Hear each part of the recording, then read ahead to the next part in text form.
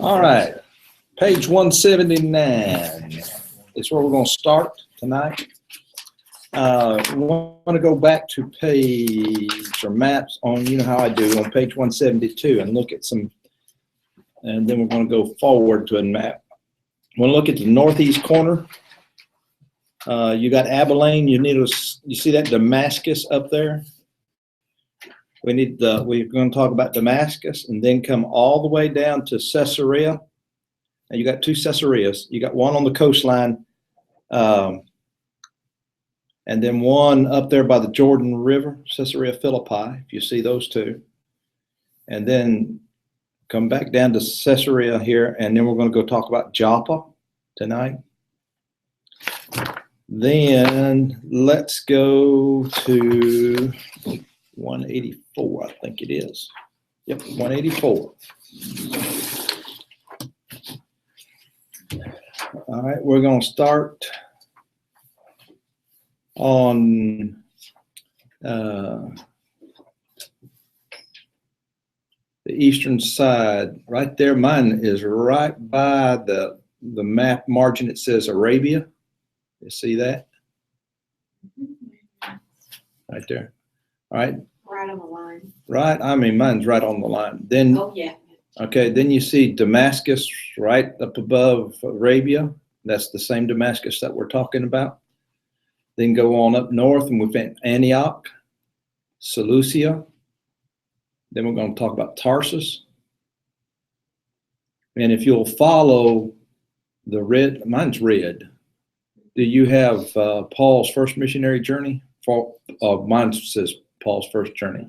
You have Paul's first and second. All right. And what you do then, you go down to Salamis on Cyprus. See the island of Cyprus? Mm-hmm. All right. And then Paphos. Then go back up. We're going to talk about all those places on that this evening, hopefully.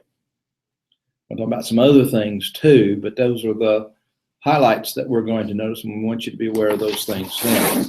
All right, so let's start back then on page 179, and we were talking about, when we stopped last week, about the early persecutions, okay? I don't know if I talked about the only kind of deliverer the self-righteous Jews could imagine was a deliverer from all political oppressions. The typical Pharisee had spent his life trying to keep the law of Moses perfectly. He felt no need for deliverance from sin. Now, that's an attitude that was prevalent. You know, when the rich young ruler came to Jesus and he said, what lack I yet? And Jesus said, go and tell all at the house. And he said, he kept the commandments. And that was the way they felt. They kept the commandments, all the commandments of God. So, and they felt really no need for deliverance from sin. Yet he would tie the mint leaves, and he would unjustly foreclose on a mortgage on a widow's house. And then the next paragraph is really the one I want to make mention of. This is a key. This is important. As God then had known they would, the Jews became so angry that they put Jesus to death. They and Satan thought that they were victorious. That is very important. That goes back also all the way to Genesis chapter 3, verse 15. Genesis 12, 1 through 3. He put to death, but death could not hold Christ. We understand that, and we'll get to that in just a minute. God declared him to be the Son of God by the resurrection. That shows in Romans chapter 1, verse 4. Declares him to be the Son of God with power according to the Spirit of holiness by the resurrection of the dead. So that is the crowning note, so to speak, to prove that he is the Savior. The suffering Savior had been foretold by the prophets, Isaiah 53. The Jews succeeded in putting him to death because it was his will. Notice his is capitalized. That is then. Now, this passage in John chapter 10, verses 17 and 18, because I laid down my life, I might take it up again. And no man taketh it from me. Now, you understand, no man took it from. Jesus It says gave up the ghost. They did not take it from him. All right. I have the power to lay it down. I have the power to take it again. And so that is very important. There would be no hope of our salvation if he had not offered himself as a sacrifice for our sins.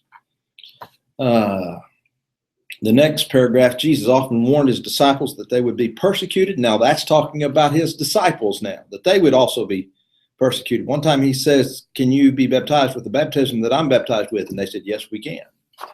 All right. And then on the last night before his crucifixion, he warned them again that they would be hated of the world. And if the world hates you, you know that it hated me before you. All right, now, let's turn next page. Sadducees, okay, right at the top of the page, were the first to start persecution. Their biggest complaint was the preaching of the resurrection. Now, what did the Sadducees believe? There is no. All right, there is no resurrection. That's why they're sad, you see. They did not believe anyone would be raised from the dead. Therefore, they certainly did not want to admit that the man they had murdered had been raised. The rulers then were afraid to be forceful in their persecution at first because multitudes believed the message the men were preaching. Gradually, the persecution spread. The mob that stoned Stephen, that's Acts chapter 7, was made up of ordinary Jews who were unwilling to accept Jesus as the Messiah. The uprising of the local synagogues gave the Sanhedrin the opening it had wished for. It could be a full-scale persecution to try to wipe out the church. This is when the disciples fled Jerusalem and went everywhere preaching. Acts chapter 8, verses 1 through 4. That's then they were started in Judea, or Jerusalem, Judea, Samaria, and then the uttermost parts of the earth. Acts chapter 1 and verse 8. And so that's what we're seeing. But how they left then, God almost had to force them to flee Jerusalem and then Judea and those places because of the persecution, and that caused them to go and spread the gospel. So there is then this providence of God, and we need to, just because bad things happen to us doesn't mean that it's totally bad. You know, there can be good things come out of it. So we need to understand that. All right. Now we're going to get into this next one. The Jewish officials were still not happy. They learned that church was springing up in the cities besides Jerusalem. Saul, all right, now went to Damascus. All right, you remember where we saw Damascus up there in the northern part on one map? All right, so that's the Damascus with letters of authority from the high priest, and gave him permission to arrest all the Christians he could find there. Now, when they were arrest them, that means then that they confiscated also all of their goods. So if somebody comes into your house, arrest you, they take everything. Okay? You have nothing. And he was bringing them back to Jerusalem then to face trial. We'll talk about that in just a little bit more about Saul then and then becoming Paul. But anyway, all right. And you said he was to bring them back to Jerusalem. Okay. Okay, to face trial. Acts chapter 12 tells of Herod I beginning also persecuting. Now, let me just sum this kind of up. This Herod then killed James, all right? And if you'll find that in that paragraph there. And he also had Peter arrested and was intending to kill him. But Peter was released. And that's to me, one of the humorous spots in the Bible, because there was Rhoda, that young lady. Peter went walking up to the door and knocking on the door, and she ran. Who is it? It's Peter. And she runs back in. She doesn't open the door. She runs back and tells everyone, Peter's standing at the door. Well, why didn't you let him in? So, anyway. So he gives a time about that as AD 44. That's about 15 years after then the church began. So here's all the persecution then that's coming from the Jews. And then Paul, who was the Saul before, was put into prison in Philippi because of the master slave. That's Acts chapter 16. Became angry with him. And Demetrius then in Acts chapter 19, because he was a silversmith and his business was in danger. All right, now notice the next, Paul and others were persecuted by the Jews who rejected Christ as the Messiah. Gradually, still other elements entered the picture. So we have without, and usually we can stand without pretty good. People attacking us from outside the church. Now we're going to turn this a little bit and we're going to start with from within. Some Jews were willing to accept Jesus as the Christ, but they refused to accept the Gentiles as fellow Christians. Now that needs to be underlined. There's the prejudice of the first century church. It is comparable to us in the South, the black and white issue.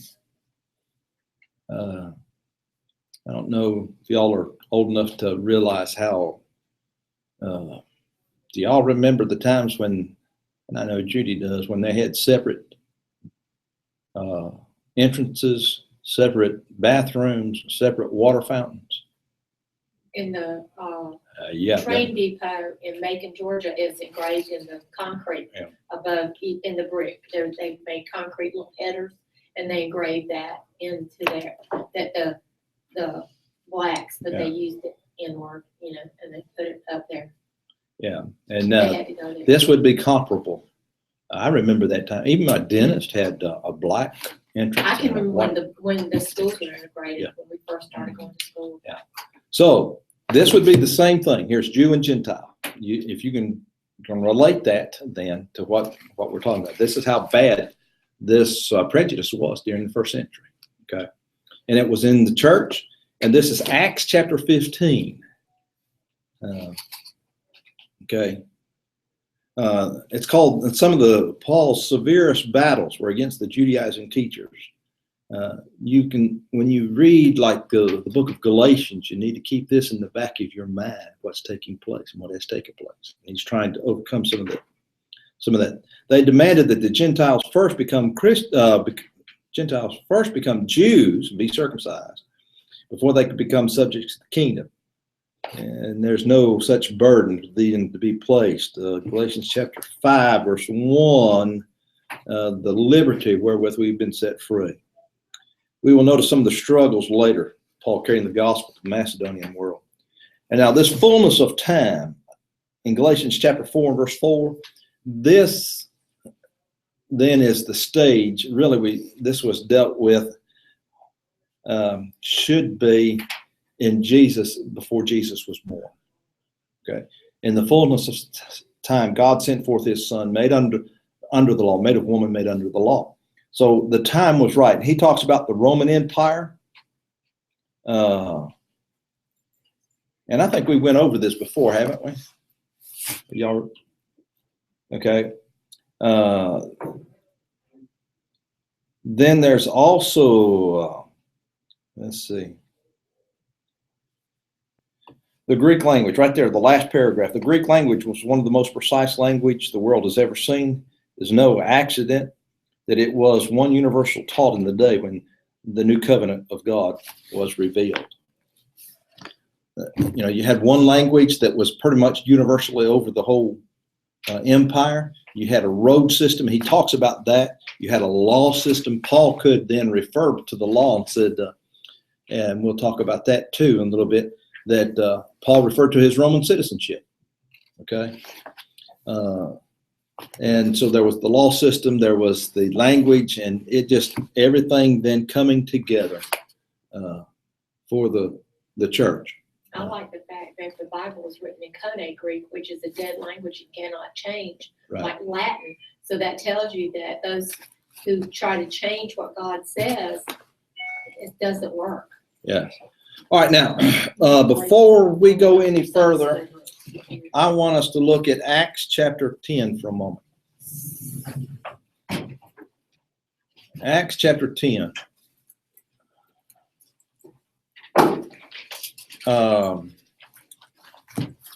We're introduced to Cornelius. He was a man in Caesarea. Okay, that's that Caesarea on the coastline. You remember me talking about that when we looked at, right, that's the Caesarea there. called Cornelius, a centurion of the band called the Italian band, a devout man, one that feared God with all of his house, which gave much alms to the people and prayed to God always. And notice this man was a moral man, but he was not a Christian. Okay. Then he was told, verse 5, now send for Joppa. Right? He's sending north for Joppa. That's 30 miles. That took them almost, if it was a good travel day, it would take a day to get up there and a day to get back. So he's told to send for Joppa, one to, then for Peter, and Peter then is going to come back with him. Now this is important because if we go back to Matthew chapter 16, I will give it to thee the keys of the kingdom. And here is Peter then opening the keys to the Gentile people. And that's who is represented here, Cornelius. In Acts chapter 2, we find proselytes. That's not the same. This was proselytes would be people who became Jews. But this is a full out Gentile then.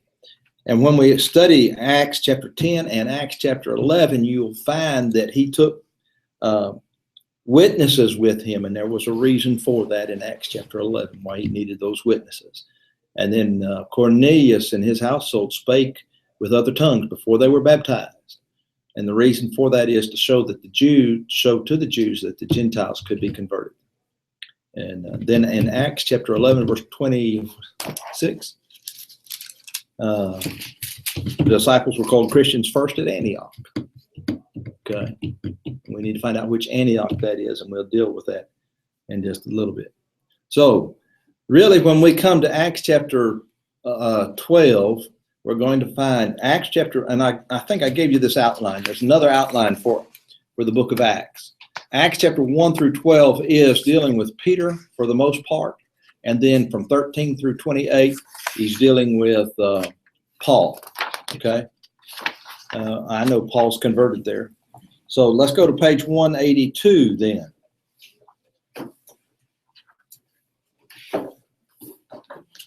And we're going to deal now with Paul's early work. So we're going to shift gears a little bit. And we find that he was converted on the way to Damascus. Acts chapter 9. And the Lord said unto him, go thy way, for he is a chosen vessel. That's what I wanted to notice there. Paul then had a mission, and he was to go to the Gentiles. Peter then, according to Galatians chapter 2 and verse 8, would go to the Jews, Paul to the Gentile world. But it was to all. Now, that doesn't mean that Paul didn't go to the Jews. He went to the Jew first and then also to the Greeks, Romans chapter 1 verse 16. So we're going to talk about then his missionary journeys, and that one we talked about before on this first missionary journey, and we'll probably start on the first missionary journey and head into the second missionary journey then. So it says there in that first paragraph then that Paul was a chosen vessel to the Gentiles. Okay. Now, if we look at the next paragraph where it says Paul was born in Tarsus of, okay. Now, we need to find those two cities. I don't think I gave you those two cities. We looked on our map, but we need to find then, you see where Antioch of Syria is? Okay, then come around on the coastline and you'll find Tarsus. Everybody find it? You didn't? Antioch?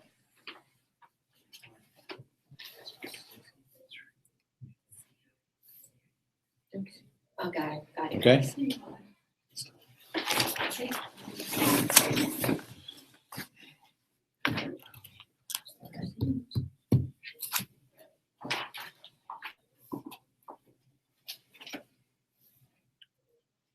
All right, this was one more, let's see, this was one more city along the ancient trade route that was mentioned so many times in our study. Tarsus lay between two important mountains passes. Caravans from the east would pass through Antioch in Syria. Now, this is a different Antioch, okay? There's different. and then through the passes called the Syrian gates into Cilicia.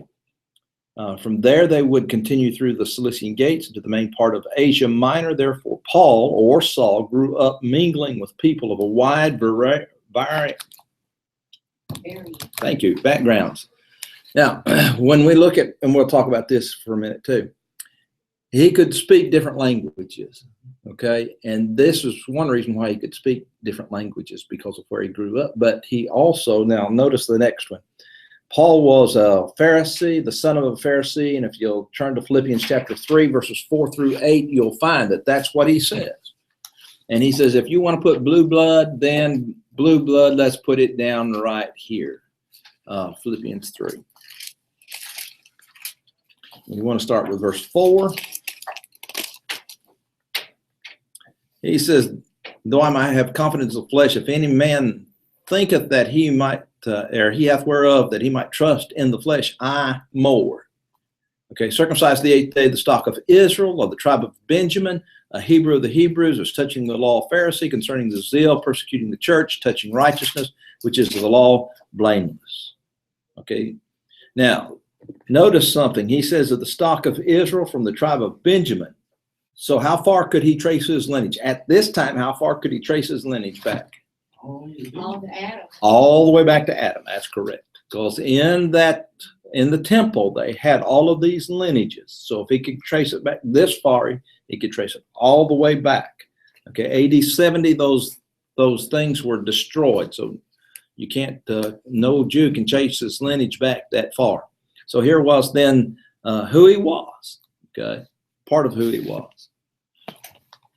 All right. So he's giving us a little insight. Then Paul was a Pharisee, the son of a Pharisee. We're back on 182 now.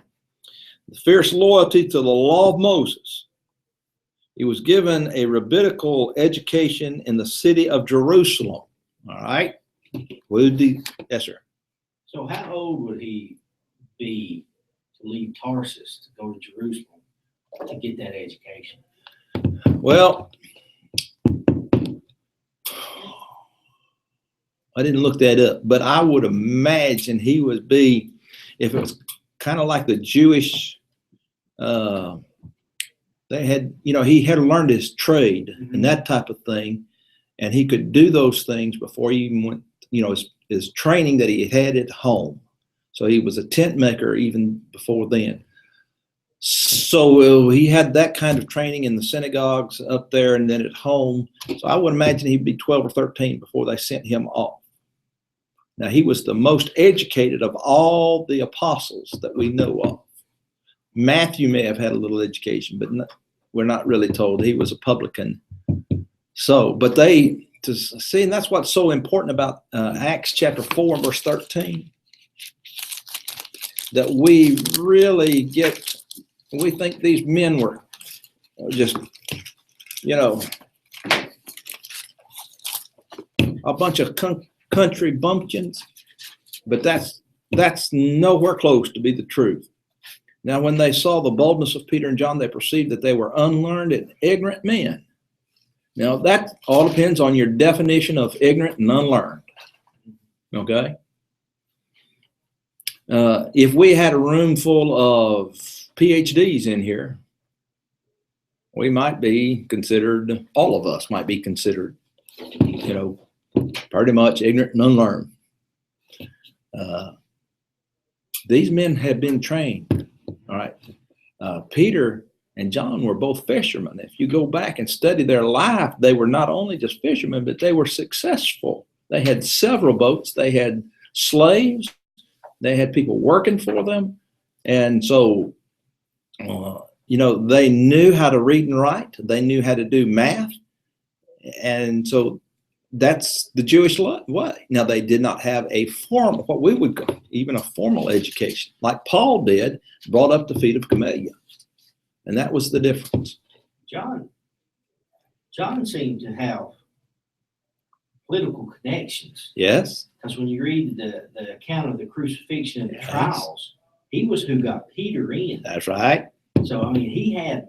Well, he was connected with the high priest. Yeah. And so he might have been related to the high priest. I've never met a Jew in my life. And I know there's a difference in first century Jews and maybe Right. today Jews that weren't well educated. Yes. And very successful people. Because when I was in college, the dorm that I lived in, I think I was the only Christian there. The rest of them were Jews. So But they were very well educated, Yes. come from wealthy families, very nice people, very, very nice. and that's why I say Paul was probably as formally educated as anybody of the disciples, the apostles. Okay. That doesn't mean that they were anywhere by just the. But he had like a college education. Yeah. He had probably more. Formal education. He was probably the PhD in the Jewish law. Okay, so when he quotes that, but also remember now when he stands before them, he didn't mind using Hebrew language, and he could speak Hebrew. He didn't mind speaking Greek when he had to, and so he was very educated. Okay, so that's what we're talking about. I would think then that since he grew up at Jerusalem, that he also was and knew who Jesus was. So in Acts chapter 9, it's kind of like what we talked about in John 4, and then we come to Acts chapter 8, the Samaritans. There was some connection there. And then when Philip went down there and preached to them, he made the connection a lot closer. Well, here was Paul or Saul at the time, and he knew something about Jesus. He may not have known everything about Jesus, but he knew who he was. I really think he had some acquaintances with him. As far as if you ask Saul, do you know who Jesus is? Yes. Okay. And I think he knew. And he may have even heard Jesus preach some or taught. I don't know how the school of Gamaliel would work, but it would be, I think, contemporaries. I say contemporaries, but that's like you and me being contemporaries. Well, I mean, it seems like when you look at the timeline that Paul would have been about 30 or early 30s at the time of Stephen's stoning, right? Yes. Yes. So that would have actually been. He'd be just a few years younger than Jesus, not much. Jesus was already dead. He Yeah. was 33. Yeah. So, That's what I said. but the stoning of Stephen is actually about 10 years after the establishment of the church, Yeah. is it not? Yeah. So Paul would have been about 20. When the church was established. 18. And when if he was at the end of his established. life when you So wrote see, that's why I it, say when he was at Gamaliel's. So he'd have been a young fella. Yeah. But still old enough to remember Yes. by a good measure. Yeah. and he was at the end of his life and when he wrote 2 Timothy. That's right. That's right. That's So that was written in what, like 68. 68 AD? yeah, somewhere around there. So he probably was like 78, 85, Somewhere in in there. So that's why when you look at your timelines of the two lives, yes, he knew who Jesus was. How much I don't know, but there was. Okay, all right. Now, so he was brought up then. Let's see. As a rabbinical student, Paul's association with the Jewish rulers, they as a class rejected Jesus as the Messiah. And Paul then shared their view. He played a prominent role in the first wave of persecution against the Christians. Those stoning Stephen laid their coats at Saul's feet. And he actually asked permission to travel more than 150 miles. Now notice 150 miles. That is a 10-day somewhere around in there. Northeastward to Damascus to punish Christians there. And notice in 2 Corinthians chapter 4 and verse 7, it says we have this treasure. When you're dealing with Saul's conversion, we have this treasure in earthen vessels.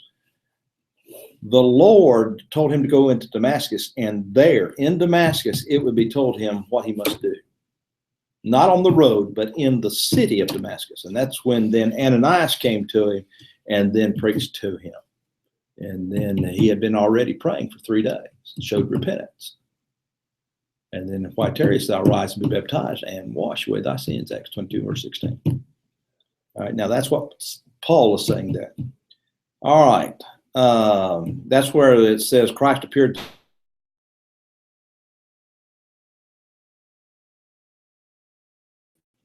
Therefore, all the message the apostles have been preaching must be true.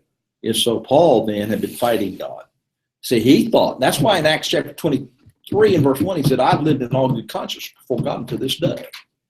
And he had persecuted, he had killed Christians, but yet he'd lived in all good conscience. So your conscience can be trained wrong. And so, but he thought he was doing right, but when he was actually doing wrong. Okay. All right. All right. Notice the bold print there. Damascus was the capital of the Old Testament country of Syria. Note that it was under the control of the Nabateans at this point of the history. It is said, I find this interesting, it's said to be the oldest continually occupied city in the world. Okay.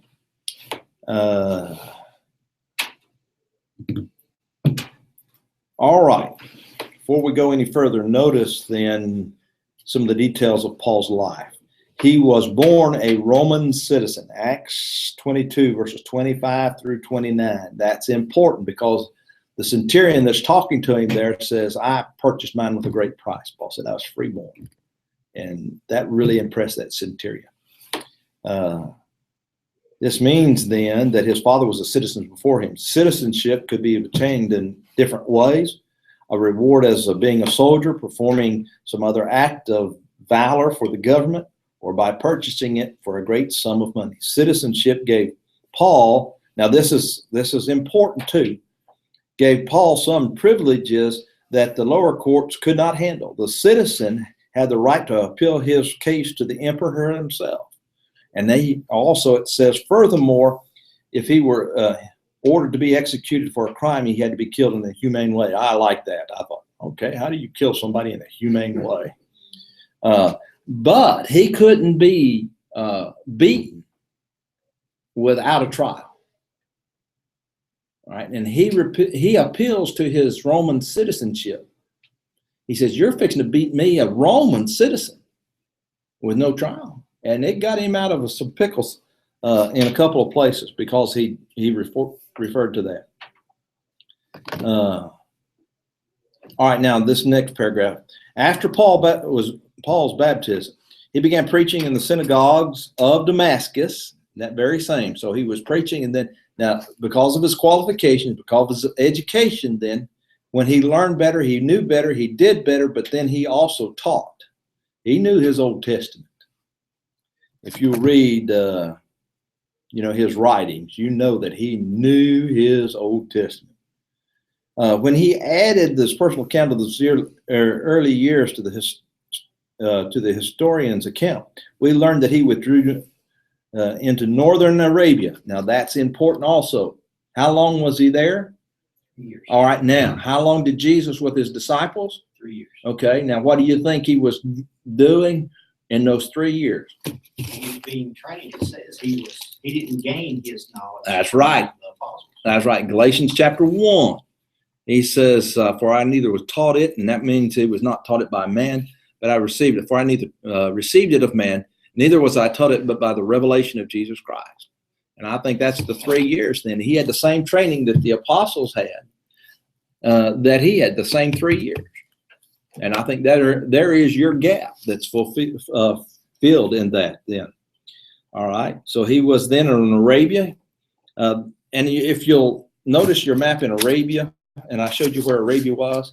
All right. If you remember back when we talked about the Fertile Crescent, under that Fertile Crescent is desert. And I'm talking about a desert like we think of a desert. That's where he would be. Okay. Now, sometimes the word desert is used as a deserted place. There's much water there, but I'm talking about this is a desert place. All right. Let's see. Arabia for a time and went back to Damascus, continued preaching. The name Arabia, of course, refers to the Arabian desert. All right. Now, notice the next paragraph. The Jews who were once Paul's allies in the persecution of the church became angry with him. Soon his life was in grave danger. The Jews even persuaded the governor of the city to help them arrest Paul, and his brethren helped him escape by putting him over the wall of the city in a basket. All right. He returned to Jerusalem, Acts chapter 9 and verse 26, where he was also rejected. And the disciples were afraid of him until a man named Barnabas. Now, I'm going to talk about Barnabas for a minute and give you some background on Barnabas. Turn to Acts chapter 4. Okay. Latter part of Acts chapter 4. All right, verse 34. Neither was there any among them that lacked, for as many as were possessors of the land or houses sold them and brought the price of the things that were sold and laid them down at the apostles' feet, and distribution was made unto every man according to his as he had need. And Joseph by the apostles was surnamed Barnabas. So now think about this for a minute. Somebody made this mention. I never thought about this. Here is this man Joseph, and the apostles nicknamed him. You ever give a nickname to somebody? And they nicknamed him Barnabas. Now you think about the apostles, those men, 12 men giving him that nickname. This man had to have, which being interpreted, the son of consolation. Now notice also something about Barnabas. He was a Levite. So he was from the tribe of Levi, which means then that he was and could work in the temple, probably did work in the temple during his course that he had. And so he was a Levite of the country of Cyprus. So he's from that island. And we're going to find then that on one of the journeys, why that's important, that he knew where he was going. All right, so that gets us then to Barnabas. I brought him to the apostles and told his story, and soon the unbelieving Jews were plotting for his life. Wasn't John Mark his nephew? Going to get to that, yes, but that's true. Colossians 4:10. We're going to talk more about John Mark in just a minute. Okay. Where did I get to? So, I will send for thee hence unto the Gentiles. Okay, I will send thee far hence to the Gentiles. The brethren escorted him as far as Caesarea, Acts chapter 9 verse 30. That's on that coast, and put him in a ship to Tarsus. That's his hometown. And for some time he stayed and worked in the region of Cilicia. Now, when he became a Christian, his family disowned him. Okay, they more than likely had a funeral for him. Went to the graveyard and buried him. Effigy of him. So this is how serious this was when he became a Christian. They went in Philippians chapter 3, when he says, I gave it all up, he literally gave it all up to become a Christian. And now, you see, that's why when we think of Paul, we wouldn't ever question his apostleship, but there were people there in the first century that questioned his apostleship. And that's why when you read some of these letters like 1 Corinthians and 2 Corinthians, you got to understand he's got to defend his apostleship. Sometimes he doesn't do that. You read the book of Philemon, he doesn't call himself an apostle. He refers to himself as an aged brother and is dearly beloved and those type of things. All right. Meanwhile, the church had been spreading. The church at Jerusalem had sent Barnabas to Antioch. Now we're noticing also that for a lack of better expression, the headquarters was at Jerusalem there, and now it's going to change up north to Antioch. And Antioch's going to be the place then where the gospel is going to spread.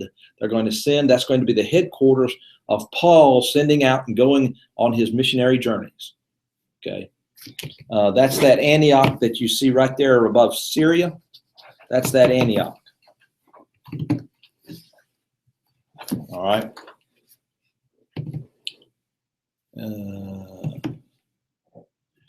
All right. So he sends, and Barnabas then sends for Paul to get help in the work. One day, a group of men from Jerusalem came to visit Antioch. One of the men, one name was Agabus, and he proceeded then, or predicted that there would be a dearth or a famine throughout the empire. The brethren in Antioch decided to send a relief for their brethren in Judea, because they had borne the brunt of the original persecution and were still in poor circumstances. So because of the persecution, because of the dearth, then there were poor brethren in Judea. This is then why the Gentiles going to take up a collection, and they're going to see then how and this would be Romans chapter 15, how the Jews would accept it. And it would make a great step in unity between the Jew and the Gentile that we talked about earlier this evening, and accepting that that money from them and helping them then along the way. And that's why it's so crucial to understand what they're taking up. Now, I think there are some people that are saying like 1 Corinthians 16, 1 through 4 is just for this one-time contribution. I don't believe that. Okay, I believe that as I have given order to the church of Galatia, even so do you upon the first day of the week. Let every one of you lay by him towards God has prospered him, that there be no gatherings when I come. I think that's talking about all the contribution. Go back to Acts chapter 2 and verse 42, and notice the word fellowship. And when you study that word fellowship in the book of Philippians, you'll find that no church communicated. That is the idea of fellowship there, communicated with him. Giving and receiving, but ye only. So the church had the collection. We studied that in Acts chapter 4 then with Barnabas. He sold land that he had, and then he laid it at the feet of the apostles. Well, where'd they put that? In a common treasury. So the church then, Acts chapter 6, one of the problems that they had was over their widows. And so where were they getting the money to take care of these widows? And that had to be a common treasure. So somebody tells you that 1 Corinthians 16, 1 and 2, or especially 1 and 2, is not dealing with everyday contribution or the weekly contribution. Be wary. Okay, be extremely wary of that individual.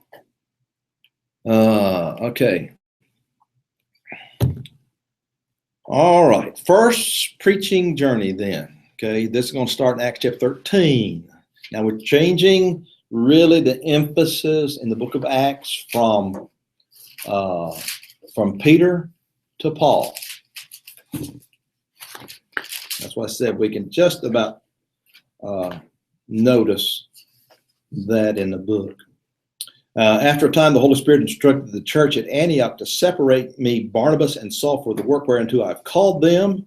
That's Acts 13 and verse 2. And they began then the first of what we usually call missionary journeys. I know some people oppose that too, but I don't have a problem with it. Paul and Barnabas took a young man, John Mark, okay, with them as their minister, and the three of them went down the Ortiz River to the seaport of Seleucia, and this was one of the most important harbors on the eastern end of the Mediterranean. From there, they sailed to the island of Cyprus, and if you'll watch your little red line, start at Antioch, that's where they go. They go to Cyprus, Salamis on one side, and then they walk the 100 miles to go to cross then to Paphos, and then they're going to sail from Paphos. They're going to sail up to Perga, and then. All right, Judy mentioned the idea of who John Mark was. This is going to be the fellow who wrote Mark, okay? Now, a couple of passages, and I mentioned this. Colossians chapter 4, verse 10.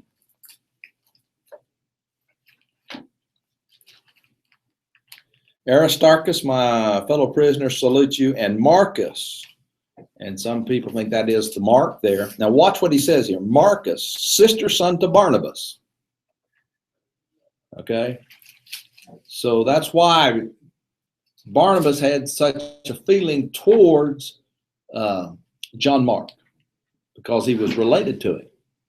And when the contention then gets between Paul and Barnabas about this individual, and that's something else too, we need to understand that there can be contentions, but there doesn't need to be the breaking of fellowship, because we find in 2 Timothy chapter 4, Paul didn't want to take Mark on the second journey because he left. But he says here in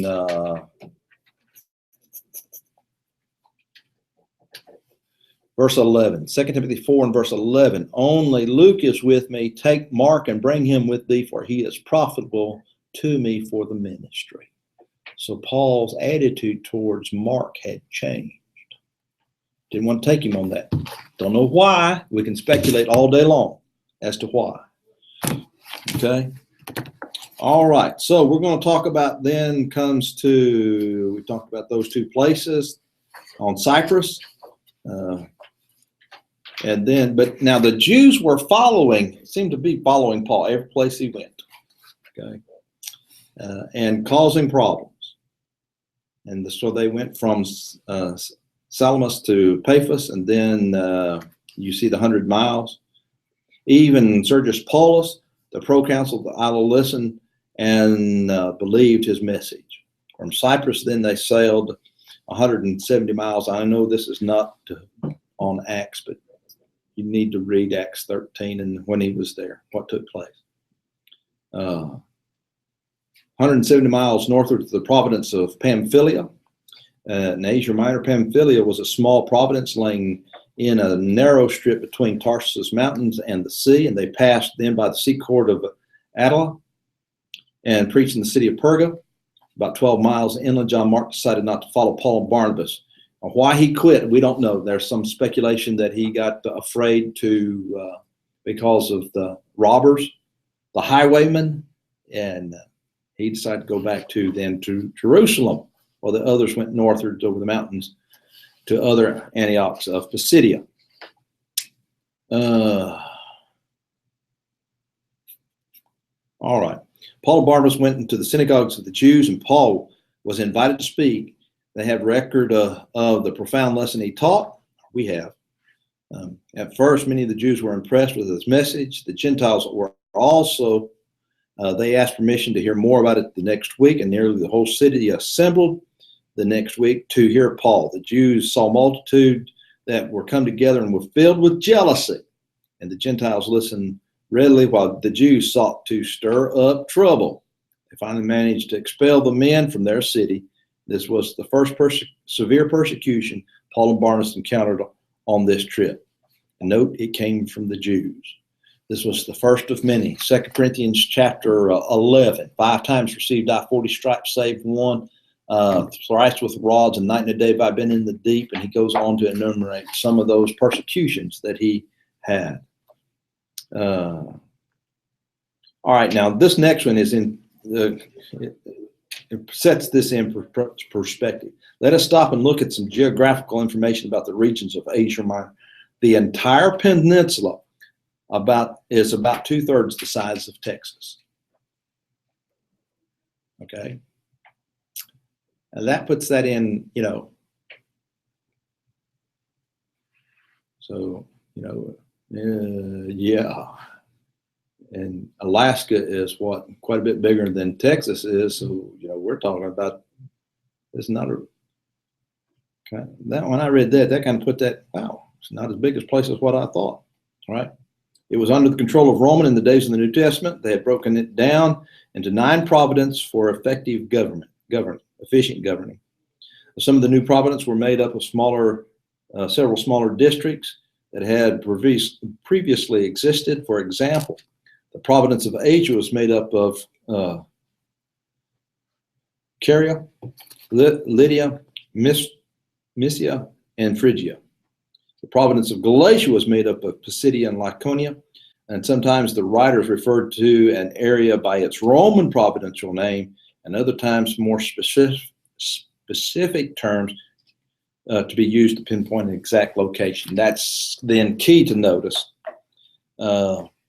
there. All right, we'll stop there this evening so I can get ready for the next class. All right, so we've got to take up with the rest of the first missionary journey, the second missionary journey, the third missionary journey next week. That'd be our last meeting time. Let's see, that'd be 6, what? 5? 7. 7. 6. Today's the Okay. 31st. It always helps to look on 7. You're right, 6, 7. Yeah. Man, June already. Mm-hmm. Way too fast. Time flies when you're having fun. School's out. School now. And I now have a chauffeur. Uh-oh. Oh, Yeah. yeah, driver's license, everybody look out. Yep. Our Well, I get his learner's permit. permit. Oh, okay. Well, we So, signed it. I still gotta have an adult with So- me. Yes. Our insurance is fixing to, Double. No, you know what? We looked it up. It won't go up until he gets his license. that's right. Yeah, so we're okay for the next year. Now, what we did when my